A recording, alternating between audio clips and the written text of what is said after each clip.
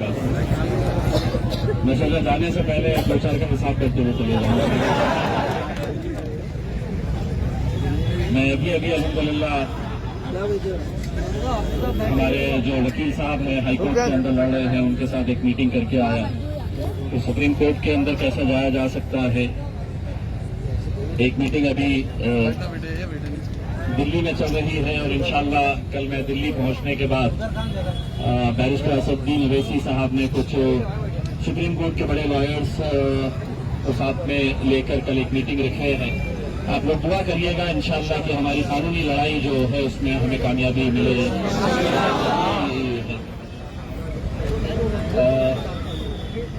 आज जो 2-4 लोगों ने हमारे इस आंदोलन के बारे में कहा, मेरे बारे में कहा, तो मैं उनको सिर्फ इतना बोलना चाहता हूं कि मैं ज्यादा उधारी रखता नहीं हूं, जिस दिन से उसी दिन फेर देता हूं। तो आज बोले आज ही लेके जाओ वापस। क्या है पुलिस का, कहाँ है कैमरा वगैरह चलेगा है ना?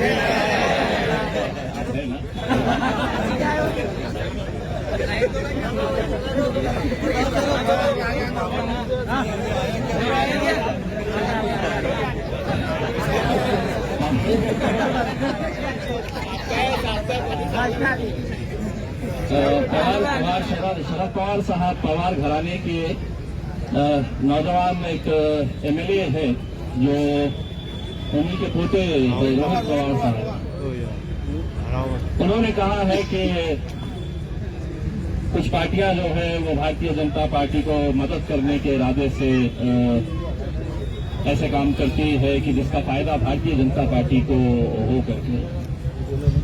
फिर उन्होंने हमारा हिसाब निकाला कि हम इलेक्शन लड़ते हैं तो कैसा भारतीय जनता पार्टी को इसका फायदा होता है, और उन्होंने मेरे इलेक्शन का उदाहरण दिए हैं। अब उनका थोड़ा सा हिसाब किताब बता देता हूं। 2019 के अंदर मजलिस-ए-इत्तेहादुल मुस्लिमीन ने पूरे महाराष्ट्र के अंदर लोकसभा की 48 सीटें हैं और उन 48 सीटों के अंदर मजलिस-ए-इत्तेहादुल मुस्लिमीन ने पूरे महाराष्ट्र के अंदर महज एक सीट लड़ी थी और अल्हम्दुलिल्लाह एक लड़ी थी और एक जीती थी। आप लोगों ने जिताई थी। अब मुझसे मुझ पर अगर ये इल्जाम, मेरी पार्टी के ऊपर अगर ये इल्जाम लगाया जा रहा है कि हम खड़े रहते हैं इसी वजह से, तब तुम्हारा हिसाब मैं बताता हूं। तुमने 22 सीटें लड़े थे 2019 के अंदर। रोहित पवार साहब एनसीपी ने 22 सीटें लड़ी थी और उसमें से 4 जीतकर आए थे आप। मजलिस तो सिर्फ एक ही सीट लड़ी थी, तो फिर बाकी के सीटें आप कैसा हार गए या भारतीय जनता पार्टी कैसी जीत गई? हम तो लड़े नहीं थे उसमें। तो आप बोलने से पहले थोड़ा अपना हिसाब किताब बराबर कर लिया करिए। अब आपने मुझ पर इल्जाम लगाया है तो मेरा भी सुन लीजिएगा। शरद पवार साहब ने नागालैंड के अंदर भारतीय जनता पार्टी को समर्थन दिया अभी 8 दिन पहले।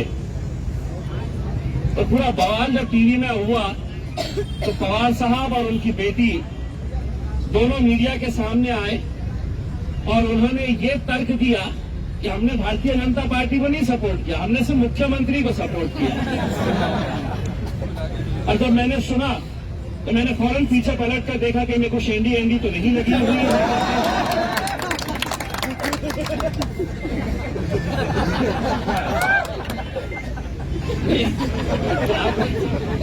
आप ये समझेंगे कि आप कुछ भी बोलेंगे और हमने उसको हजम कर लेना करके। अब कैसा हजम करेंगे? हम यहाँ पे सिर्फ बिरयानी हजम करने के लिए बैठे हैं। आप कुछ भी अगर बोलेंगे, आज दाल सा चावल फोटो लिएगा नहीं उसकी। मैं भी आ रहा हूँ एक मिनट के अंदर।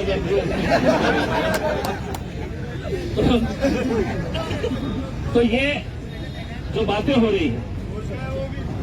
दूसरा ये है कि आज औरंगाबाद के अंदर एक नए साइंटिस्ट का जन्म हुआ है।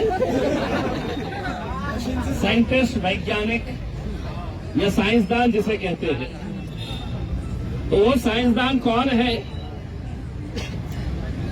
क्या है? अल्लाह ने बोला है कि कुछ गुनाहों की सजा तुमको यही देने वाला है। तो ये भागवत कलाड़ जो है वो हमारे गुनाहों की सजा है। ये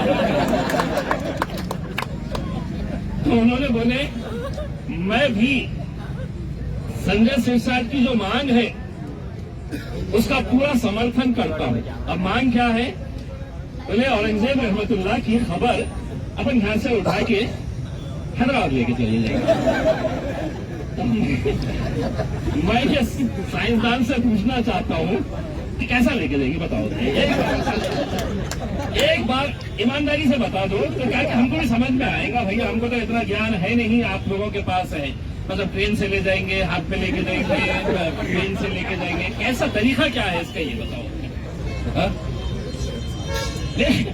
बिल्कुल सही है।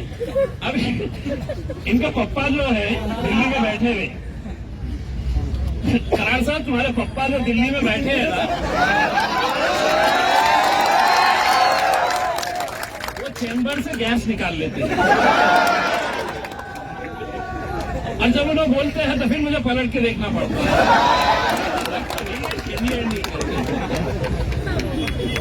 अब तुम कुछ भी बोलेंगे तो अब ये है कि मतलब आपका कसूर नहीं है, तो पूरी लाइन की लाइन अगर बिगड़ी हुई है तो हम क्या करेंगे? उनको कुछ कर ही नहीं सकते, पूरी थाली के चट्टे बट्टे सब एक ही जैसे है करके। तो इन्होंने भी बोले हैं कि भाई मैं समर्थन करता हूं करके। लेकिन एक बात जो परवेज भाई ने अभी बताई है, तुमको भी मानना पड़ रहा है कि इम्तियाज जलील के पास दिमाग है करके। तुम सब एक तरफ है और अल्हम्दुलिल्लाह हम एक तरफ है। तो इनका हिसाब यहाँ पर ये दोनों ने आज के दिन बड़बड़ किए थे, दोनों को देके जा रहा हूँ। ये नहीं समझना कि मैं दिल्ली के अंदर हूँ तो तुम कुछ भी बोलते रहेंगे और खाली जाएगी बाहर करके। दिन में तुम बोलेंगे, रात में 10 बजे है तो रिकॉर्ड करूंगा और रिकॉर्ड करके भेज दूंगा, उसके ऊपर चला। तो ये नहीं समझना कि मैदान साफ है अब तो चले गया दिल्ली, अपन कुछ भी तो ऐसा नहीं होने वाला है। जिस दिन का हिसाब उसी दिन रहेगा उसमें, और पूरा नाम वाम के साथ रहेगा। कोई ऐसा घुमा फिरा के इधर उधर का वैसा नहीं है, नाम के साथ बोलेंगे और पूरा। हाँ बिल्कुल, दिल्ली जा रहे हैं तो कुतुब मीनार के ऊपर चढ़ के बोलेंगे। कुतुब मीनार किसने बनाया? अच्छा, मोदी जी ने तो नहीं बनाया।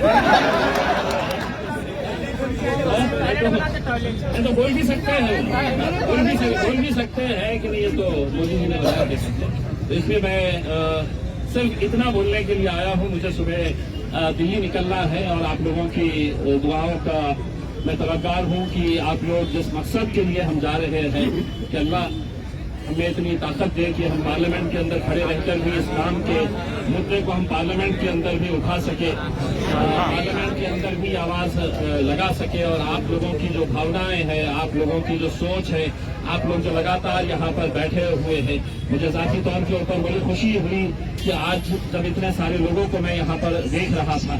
यह आंदोलन को इसी तरह से जारी रखिए, पूरा अमन के साथ ये करिएगा, किसी तरह का कोई ऐसी गलत हरकत ना होने पाए, किसी तरह का कोई गलत बयानी ना होने पाए, किसी तरह का कोई भाषण करते वक्त किसी समाज का, किसी धर्म का, किसी मजहब का या किसी महापुरुष का हम बेअदबी कर रहे हैं, उनके खिलाफ कुछ बोल रहे हैं, ऐसी कोई चीज मत करिएगा। उसमें जो भी करने का है, मैं हूं ना, मैं हूं सबको, मैं हूं इंशाल्लाह। इनको सबको हिसाब से हम कराएंगे। आप लोगों से यही मेरी गुजारिश है कि आंदोलन को इसी तरह से चालू रखिएगा और ज्यादा मजबूत करिएगा। क्योंकि अभी हमने जब वकीलों से बात किए हैं तो हमारा सबकी यही राय है कि ये आंदोलन की गूंज भी जो है वो हाई कोर्ट के अंदर और सुप्रीम कोर्ट के अंदर तक जाएगी। तब हम अदालत को ये बताएंगे कि साहब लगातार 10 दिन, 12 दिन, 15 दिन से वहां पर दिन और रात लोग सड़कों के ऊपर बैठे हैं, आंदोलन कर रहे हैं, अपनी नाराजगी जता रहे हैं, अपना गुस्सा जता रहे हैं। तो इसका असर कहीं ना कहीं उस कोर्ट के फैसले के ऊपर भी रहने वाला है। तो अगर कोई ज्ञानी ये कह रहा है कि यहाँ पर बैठकर क्या होने वाला है करके, तो वो समझ लीजिएगा उसका दिमाग भी उतना है जितना अपने करार साहब का है। तो अपने पास के भी ऐसे लोग मिलेंगे आपको कि जो बोलेंगे कि अरे क्या हो रहा है यहाँ पे बैठने से, क्या हो गया, सर्कुलर निकल गया। ये वैसे कई कई लोग हैं। बस आप लोगों से इतनी इल्तिजा मैं करना चाहूंगा। और खास तौर से जो जिम्मेदार यहाँ पे बैठे हुए थे, उनकी जिम्मेदारी है हम कल से हर एक की अपनी अपनी ड्यूटी का चार्ट बनाकर दे रहे हैं कि ये जिम्मेदार लोग यहाँ पर रहे, क्योंकि इन्हें ये लगना नहीं चाहिए कि मतलब यहाँ पर कोई नहीं है तो कोई भी आकर माइक लेके कुछ भड़काऊ किस्म की बातें ऐसी ना करे कि जिसकी वजह से हम अपने मकसद से हट जाए और मीडिया को एक बहाना मिल जाए हमें टारगेट करने के लिए कि यहाँ पर ये जो बैठ रहे हैं ये गलत तरह के भाषण दे रहे हैं, गलत तरह की भाषा का इस्तेमाल कर रहे हैं। तो आप लोगों से सिर्फ यही इंतजार करूंगा, इंशाल्लाह मैं 2 दिन के अंदर वहाँ पे मीटिंग्स करके इंशाल्लाह दोबारा आपकी खिदमत में हाजिर हो जाएंगे। जब तक आप लोग हैं तो इस मिशन को जारी रखिएगा। बहुत बहुत शुक्रिया।